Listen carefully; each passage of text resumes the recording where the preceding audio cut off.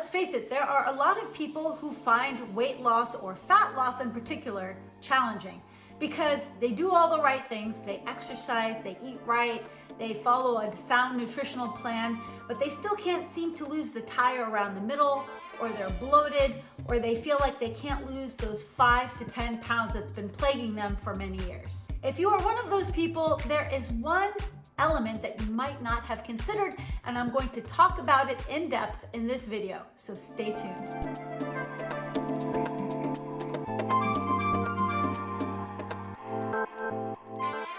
If you are new, welcome to the channel. My name is Blanche, and I generally share recipes that are Middle Eastern or Mediterranean in nature, but I also have an entire playlist dedicated to fitness and nutrition because that is my other passion. In fact, I was thinking of even starting a whole new channel dealing with that, and if that is something you're interested in, please let me know in the comments below. So let's talk about today's topic. Why is it some people, no matter what they do, no matter how hard they try, they can't seem to lose that extra fat? Well, the answer may lie in gut health. Let me explain. Some people don't realize that when your gut health is out of balance, it is easy to put on weight, you can be low on energy, you can even experience brain fog or mild depression. But thankfully, there are new and exciting tools out there that can help you crack the code to your own body-specific needs. I'd like to thank Ombre Labs for sponsoring this video because they've brought to my attention a new and exciting tool that I can use to check my own gut health, and I'm going to share that with you. So how do you know if your gut health is out of balance? Well, you could be suffering from inflammation, regular colds and viruses, bloating, IBS, and even leaky gut. However, the benefits to fixing your gut can be astronomical. Not only can it increase fat loss, but it could also decrease fatigue, inflammation, leaky gut, brain fog, and a host of other maladies. A balanced gut can increase energy and mental wellness through an increase in serotonin, which I think we all could use right now, don't you think? Let's start with the basics. Your body contains both healthy good as well as bad bacteria. And when the bad bacteria overrides the good bacteria, that's when you start experiencing all of the symptoms that I just mentioned. Ombre Labs makes it very easy to test your gut health with a sanitary home test kit that can measure your bacteria levels. So how do they test your specific gut health? Well, they do it by testing your stool. I know that sounds gross to some people, but honestly, it's a very sanitary, easy, discreet kit. You use a swab, and Lord knows everyone is so familiar with using a swab right now. Who hasn't poked a swab up their nose about 1,000 times at this point? What's the big deal about pointing a swab to get a sample, putting it in this sanitary cylinder that I've got here? You send it in a self-addressed stamped box that they take care of for you, and you're all set. Once they get your results, Ombre will give you a detailed breakdown of your gut bacteria, the health issues it could be causing, and what specific foods you need to consume more or less of to improve your health. They will even recommend the right probiotics for you to balance out your microbiome. So if you're suffering from any of the symptoms I just mentioned, or you want to lose those last few pounds, why not take this journey with me? You could go to tryombre.com/BlancheTV, and guess what? You'll get $30 off. I'm really excited to try something new. I love the idea of biohacking, where you can try to figure out what's going on in your own body. And this is pretty cool, so I'm excited to see the results. 2 weeks later. All right, so it's been 2 weeks. I got my results back. I was so excited to get them back, but I was actually kind of disappointed. Can you guys guess what my score was? Guess. Go ahead. Well, I got a 73 out of 100 for my gut wellness score. I was actually shocked. I thought it would be a lot better because I really take the time to eat very clean, very healthy. And according to my actual results, my bacteria level is only 30% optimal. And it's crazy because what they found was that because I'm deficient in these certain probiotics, I'm more prone to fatigue and to bloating, and it might be even affecting my weight, which is crazy. Now, if for those of you that have been watching me for a long time, I exercise regularly. I actually I'm off to my 6-pack. I'm trying my hardest, but there's always room for improvement. And as we get older, let's face it doesn't get any easier to lose fat, especially fat. I'm not meaning losing weight, but fat, because I want to maintain my muscle composition. What's really telling about these results is it's saying that I probably suffer from fatigue. And I have to be honest with you guys. Like, on most days, come 4 or 5 o'clock in the afternoon, I want to take a nap. I'm drowsy, I'm slow. So I sometimes succumb and take like a 10-minute power nap, like literally at my desk. I'll set 10 minutes and I'll sleep like in my chair. I know it's crazy, but I can do it and then get on with my day. But I'm like, why? I mean, I know I get up early. I get up early most days, like 5:30 or 6. I work out, I have a very active day, but I don't want to have that fatigue in the middle of the day. I really don't.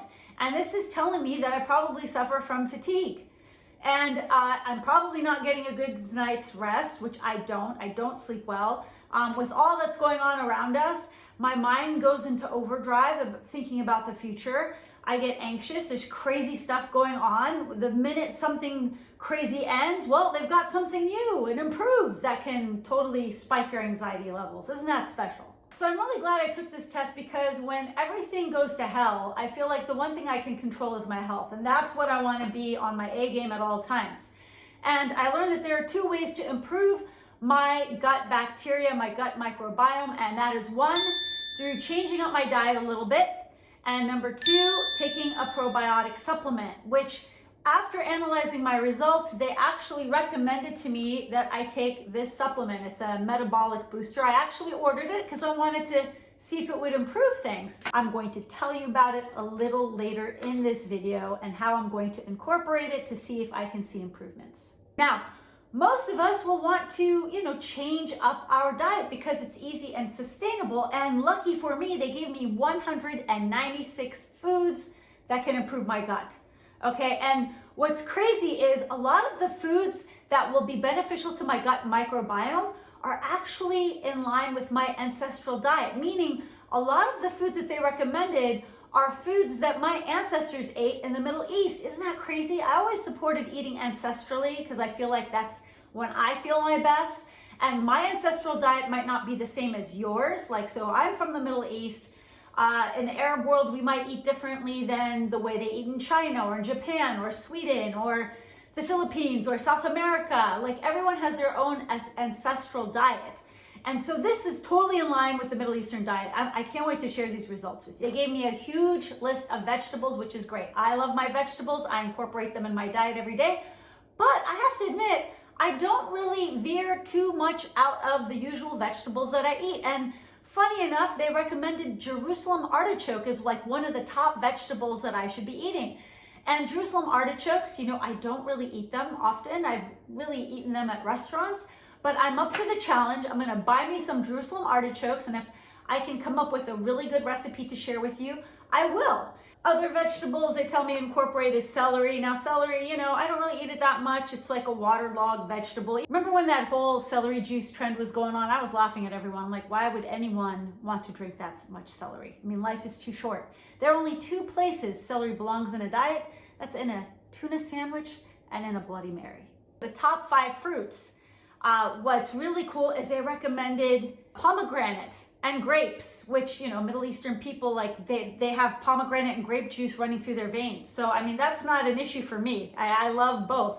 Also, dragon fruit. Now, dragon fruit, have you guys seen, the price of groceries in general? Have you seen the price of dragon fruit?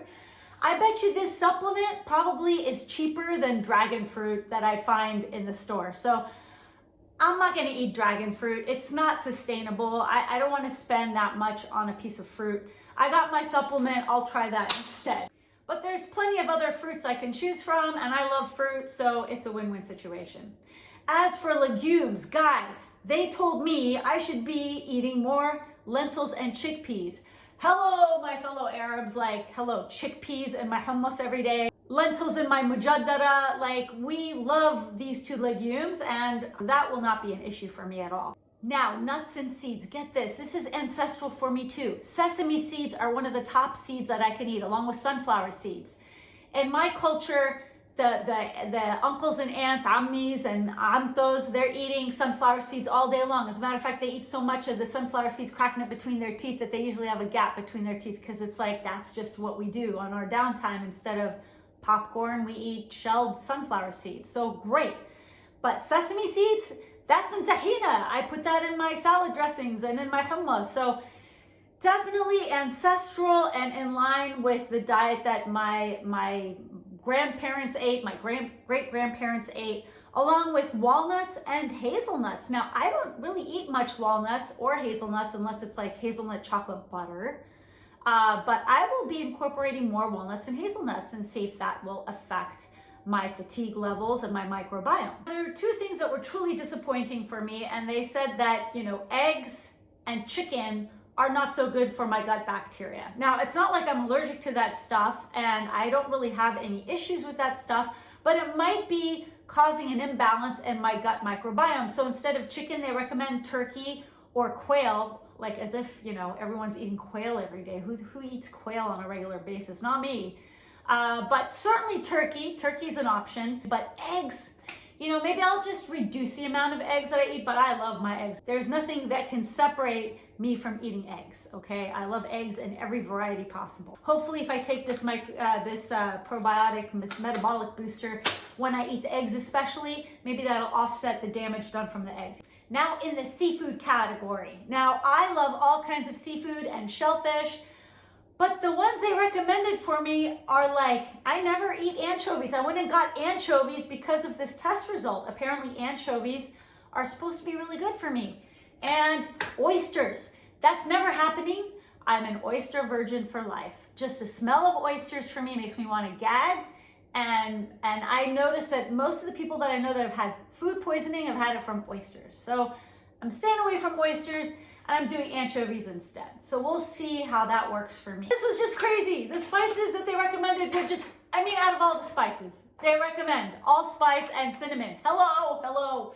I use allspice in pretty much everything, from mujadda to the chicken to the shawarma. Like we allspice is coming out of our ears in my culture. So that tells me like this is pretty accurate.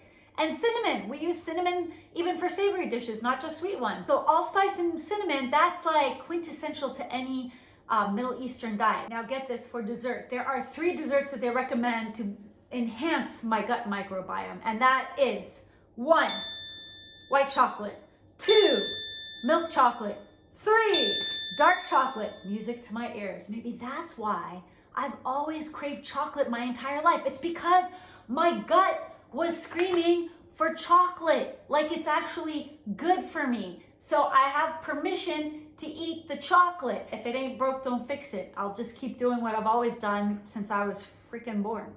So whatever I can't supplement with diet, and if I choose to eat like the no-no foods, I'm going to take the metabolic booster along with it, see what happens.